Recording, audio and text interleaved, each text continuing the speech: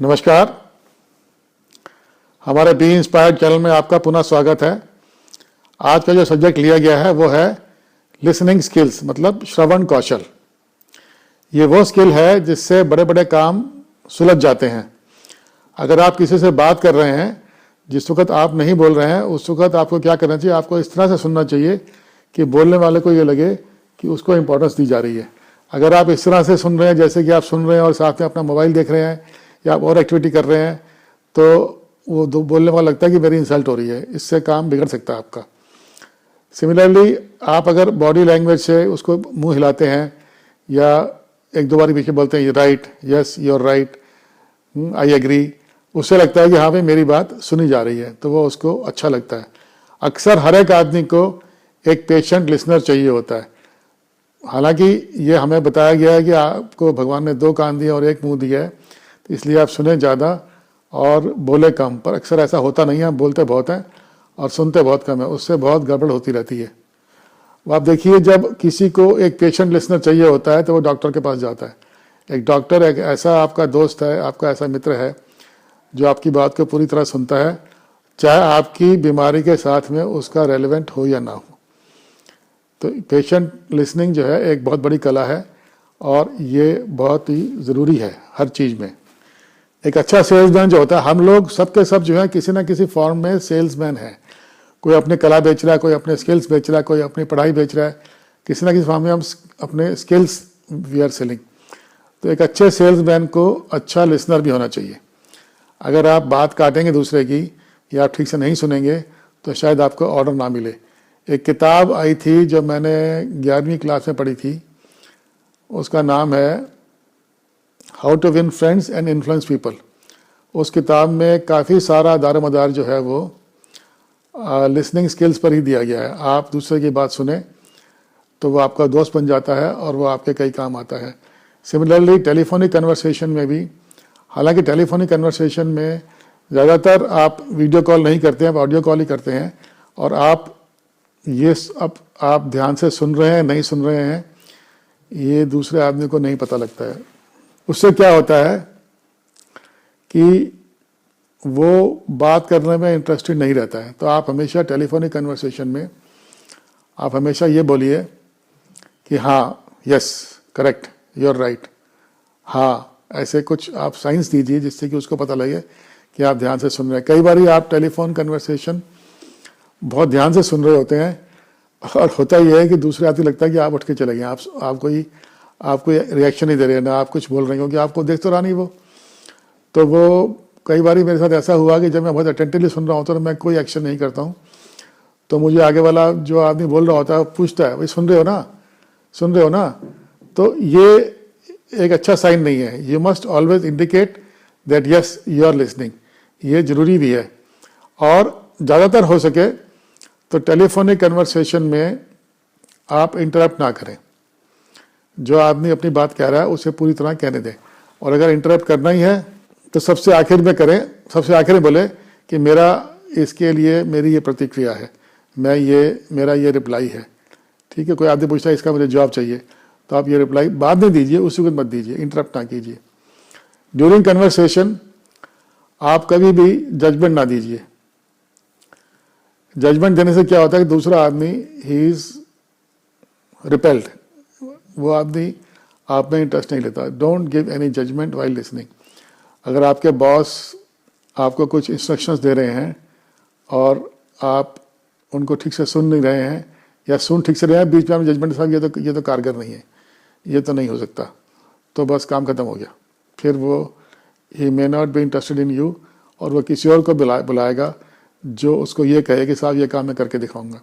इसलिए कभी भी जजमेंट ना दीजिए, आप अपना काम जो है करके दिखाइए। और अगर आपको बहुत इंटेंसली लगता है कि ये काम नहीं हो सकता है तो ये आप थोड़ी देर बाद में बताइए और सोच समझ के पॉइंट वार बना के कि इन कारणों से ये काम नहीं हो सकता है, या इसमें ये लीगल हर्डल्स हैं, पहले ये पार करने पड़ेंगे, या इसमें टेक्नोलॉजिकल हर्डल्स हैं, पहले ये पार करने पड़ेंगे।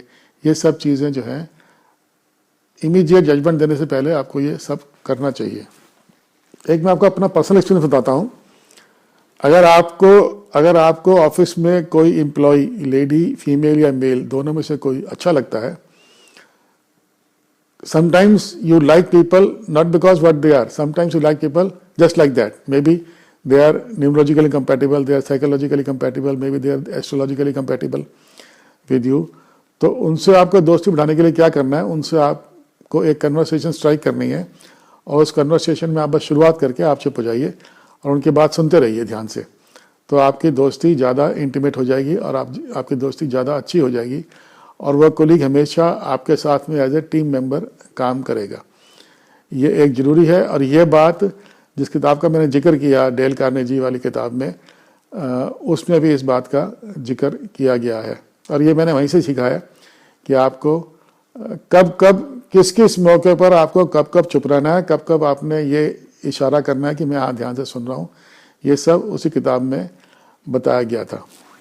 अगर आप कोई एग्जीक्यूटिव लेवल पे हैं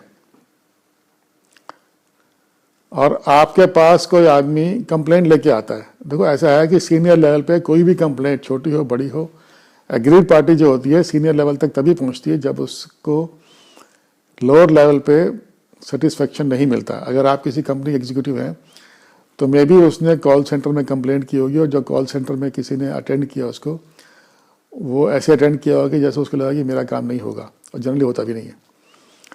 सो आपको क्या करना है कि आपको जब अब ये आपको बात समझ में आनी होगी एग्जीक्यूटिव लेवल पे कि कोई भी आदमी जब कंप्लेंट लेके आपके लेवल तक पहुंचता है, इसका मतलब वो काफ़ी हद तक थक चुका है, वो काफ़ी हद तक उसको इग्नोर किया गया, काफ़ी हद तक उसको प्रताड़ित किया गया लोअर लेवल स्टाफ ने।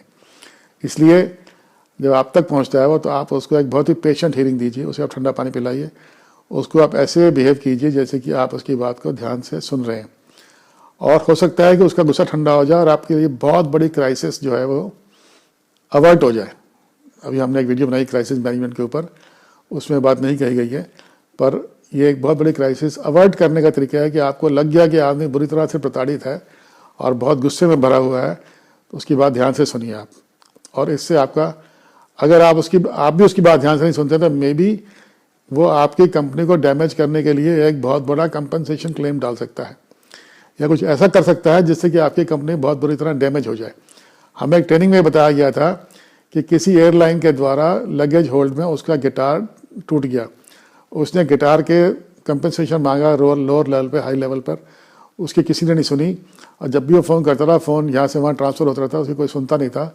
उसने क्या किया, वो एक संगीतकार था, वो गीतकार था, उसने गाना बना दिया और उस गाने में उस एयरलाइन का नाम डाल दिया, and so broke my guitar. और वो गाना इतना पॉपुलर हो गया, वो गाना, कि उस गाने की वजह से एयरलाइन कंपनी मुश्किल में आ गई और जब लोग उस एयरलाइन कंपनी के काउंटर पे बोर्डिंग कार्ड लेने के लिए लाइन में खड़े होते थे, वो लोग वही गाना गुनगुनाते हुए वहाँ तक जाते थे। तो उससे उस कंपनी की जो फॉलोअर्स थे उस कंपनी के, या जो उस कंपनी के कस्टमर्स थे, जो उसके पेट्रन्स थे, वो कम होते चले गए और उस कंपनी की शेयर मार्केट में उसकी वैल्यू गिर गई। आप ये देखिए, एक कंप्लेंट को, ज़रा सी बात को, कंप्लेंट को ठीक से ना सुनने पर, ठीक से अटेंड ना करने पर कितना बड़ा नुकसान हो गया। ये भी एक बहुत बड़ा इशू है और ये अक्सर पनपता रहता है ये इशू। जब भी कोई ऐसी बात होती है जिसमें कि दूसरा आदमी प्रताड़ित है या he is having grievances against you, उसके साथ में कभी आपने कन्फ्लिक्ट पैदा नहीं करना है, आपने उसके साथ में बहस नहीं करनी है। उसके साथ आप ध्यान से सुनिए और जहाँ तक हो सके उसकी प्रॉब्लम सॉल्व करने की कोशिश कीजिए। और अगर आप नहीं कर पाते हैं तो इस तरह से बिहेव कीजिए कि हाँ, आप उसकी हेल्प कर रहे हैं। तो शायद वो थोड़ा इंतज़ार करे, हो सकता है इंतज़ार करने में उसका गुस्सा ठंडा हो जाए और वो कंप्लेंट अपने आप ही दब जाए या अपने आप ही एड्रेस हो जाए। अगर आप किसी यूनियन से, अगर आप मैनेजमेंट में, आप किसी यूनियन से, अगर आप यूनियन में किसी मैनेजमेंट से आप कुछ डिस्कस कर रहे हैं, इस तरह से बात कीजिए या इस तरह से कन्वर्सेशन एंड कीजिए ताकि दोबारा मिलने का चांस बना रहे। क्योंकि हर कन्वर्सेशन में, हर डिस्कशन में, हर नेगोशिएशन में ये ज़रूरी नहीं है कि आप आर्गूमेंट जीत जाएं या आप आर्गूमेंट हार जाएं। अक्सर ये बातें इनकन्क्लूसिव रहती हैं और ये बातें चलती रहती हैं, डिस्कशंस चलते रहते हैं और कई कई दिन तक चलते रहते हैं, पर हमेशा and up on A cordial note. कभी भी ऐसा ना करें कि हम एक दूसरे की शक्ल देख के भी राजी ना हो, या कभी भी मीटिंग में गाली गलौज ना कीजिए, कभी किसी को कुछ ऐसा मत कहिए कि आगे से वो आपकी बात या आपसे मिलना ही बंद कर दे। सो ये एक लिसनिंग स्किल्स के बारे में जो हमने बताया है, ये हमारे लाइफ के एक्सपीरियंस से भी लिया गया है। और कई बार आप देखते हैं कि कुछ लोग बहुत अच्छे लिसनर होते हैं और वो आपसे काफ़ी कुछ कॉन्ट्रैक्ट या काफ़ी कुछ हेल्प ले जाते हैं just because he is a great listener. आज के लिए बस इतना ही। धन्यवाद। जय हिंद। वंदे मातरम।